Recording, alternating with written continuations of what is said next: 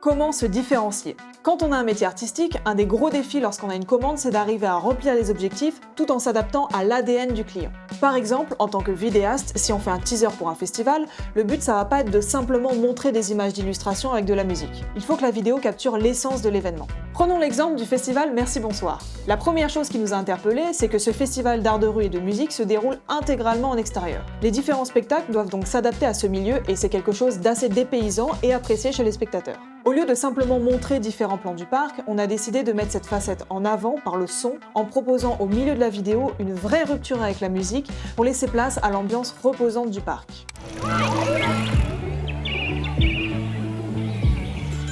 La deuxième chose qu'on a pu remarquer, c'est la multitude de propositions entre les scènes. À Merci Bonsoir, il y a une vraie place qui est laissée à la déambulation. Entre les différentes scènes éparpillées un peu partout dans le parc, on trouve des activités, des expériences, ce qui fait qu'une bonne partie du public s'y rend sans même connaître la programmation. Pour retranscrire ça, j'ai décidé d'utiliser une transition de masque, c'est-à-dire que je me sers d'une personne qui passe devant la caméra pour amener le spectateur sur un autre lieu. Et enfin, dernier point différenciant, le prix libre, qui s'effectue au chapeau après chaque représentation. Ces chapeaux très reconnaissables font partie de l'ADN du festival. Donc plutôt que de simplement montrer leur utilisation, j'ai également décidé de leur dédier une brève séquence en réalisant un match cut de l'objet qui permet de suggérer la place centrale qu'il a pour le festival.